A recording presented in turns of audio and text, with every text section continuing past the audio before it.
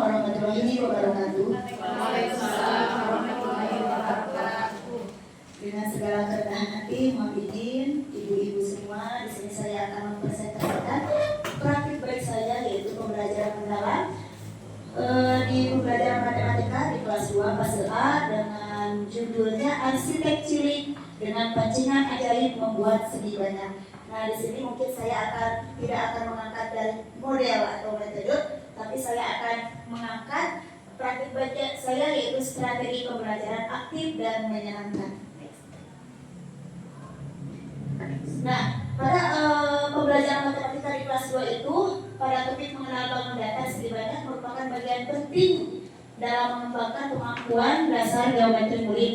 Pada tahap ini, murid diperkenalkan dengan berbagai bentuk, misalnya segitiga, segi 4, segi 5, segi 6, dan juga itu semua disebut segi banyak, pengelompokan antara segi banyak dan bukan segi banyak, kemudian penyebutan ciri-ciri dan sudut dari segi banyak.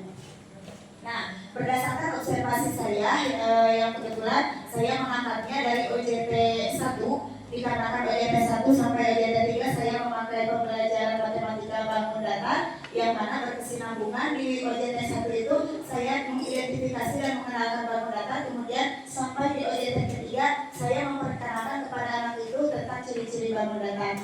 Nah, banyak sekali mungkin permasalahan-permasalahan yang mungkin saya temukan di kelas saya, terutama yaitu dari segi keaktifan murid, dan mereka juga memang karena saya waktu itu tidak menampilkan sebuah media konkret, jadi mungkin mereka kurang antusias dalam mengikuti pembelajaran.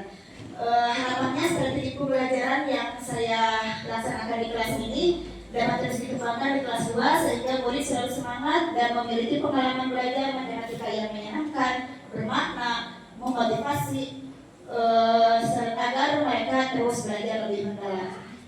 Baik, selanjutnya setelah saya melakukan pembelajaran dalam kelas, mungkin saya langsung menggunakan inquiry kolaboratif, yaitu identifikasi. Ada beberapa hal yang saya identifikasi, diantaranya yaitu adanya keterbatasan dari murid itu sendiri. Yang pertama, kurangnya keaktifan murid dalam pembelajaran, kemudian kesulitan memahami ciri-ciri bangun data. Yang selanjutnya, murid belum terlatih menghubungkan bentuk abstrak dengan benda nyata di sekitar mereka. Kemudian murid juga mudah bosan ketika pembelajaran berlangsung. Nah, adapun dari keterbatasan dari saya sendiri sebagai guru, yang pertama, penyajian media pembelajaran masih terbatas. Kemudian strategi pembelajarannya kurang variatif, saya menyadari itu. Kemudian pengelolaan kelas kurang memfasilitasi aktivitas kelompok, dan yang selanjutnya, saya belum optimal menerapkan pembelajaran mendalam, terutama dalam pengalaman belajar, mengaplikasi dan merefleksi. Nah, tujuan dari praktik baik saya ini yang pertama yaitu meningkatkan keaktifan dan partisipasi murid.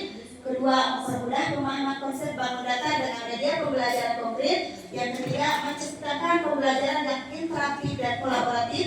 Yang keempat, memperkuat pembelajaran bermakna dan menggembirakan melalui strategi pembelajaran aktif. Dan yang terakhir, mendukung kemampuan saya sendiri sebagai guru dalam mendesain pembelajaran yang kreatif. Untuk selanjutnya di sini saya akan menyajikan dalam metode STAR, situasi, text, action, dan reason. Selanjutnya, nah, dalam situasi ada kondisi awal di mana telah tadi saya sampaikan bahwa keaktifan murid itu masih rendah di kelas. Kemudian banyak siswa yang hanya memperhatikan saja, tapi mereka tidak berpartisipasi langsung untuk ikut dalam pembelajaran.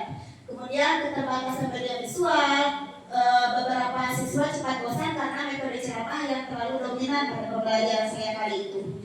Mengapa ini perlu diselesaikan? Karena permasalahan ini diharapkan keaktifan dan antusias murid itu lebih meningkat agar pembelajaran itu lebih bermakna. Next. Nah, tentu banyak sekali tantangan-tantangan yang telah saya hadapi, yaitu tadi keterlibatan dan keaktifan, keterbatasan media visual, kemudian murid kurang memahami konsep secara konkret. Nah, target dari praktik baik saya ini yaitu targetnya praktik ini dirancang untuk menjadi solusi atas permasalahan rendahnya keaktifan murid, kurangnya variasi media, dan strategi pembelajaran, serta kesulitan murid dalam memahami ciri-ciri bangun data. apa yang saya lakukan sebagai guru, yaitu membuat strategi pembelajaran aktif dengan menghadirkan media pembelajaran konkret, permainan interaktif, dan LKPD yang estetik. Oke, selanjutnya di sini mungkin saya akan beraksi di kelas saya, yaitu di OJT ketiga dengan memakai model PBL, yaitu dari orientasi. Jadi pertama di orientasi, anak itu diajukan pertanyaan pematik dengan melayangkan gambar benda-benda berbentuk bangun datar seperti pintu, layar-layar, jendela, papan tulis. Kemudian ada pun ini contoh pertanyaan pemantiknya. Apa yang kalian lihat? Apakah bentuknya sama? Bagaimana kita tahu suatu bentuk itu disebut segi banyak? Nah, murid akan menyampaikan pendapat awal, kemudian tanya jawab antara guru dan murid. Kemudian masih di tahap memahami, yaitu di dalam organisasi murid untuk belajar. Murid dibagi menjadi beberapa kelompok heterogen, kemudian menjelaskan serangkaian kegiatan yang dilaksanakan. Kemudian guru pun langsung menanyakan PPT bangun datar segi banyak untuk mengeksplorasi pemahaman murid.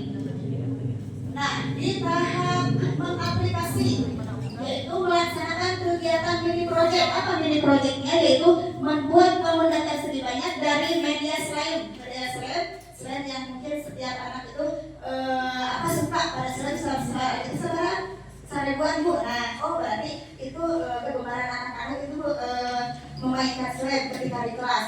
Kemudian slide itu dicampurkan dengan tusuk gigi dengan tujuan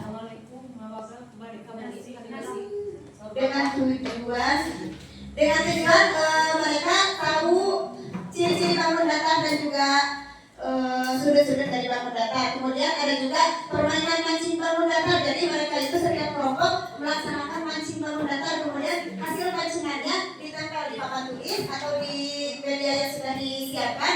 Kemudian setelah ditempel, mereka menuliskan dalam bentuk LKPD atau notebook itu. Jadi ada berapa sisinya, kemudian ada berapa sudutnya. Oke, untuk memperdalam pemahaman, murid diajar mengisi soal dalam bentuk games, baik itu wordball atau yang lain. Kalau kemarin saya memakai kuku quiz. Yang keempat yaitu mengembangkan dan menjadikan hasil karya. Jadi setiap kelompok melakukan presentasi, kemudian kelompok lain bertanya dan memberi apresiasi.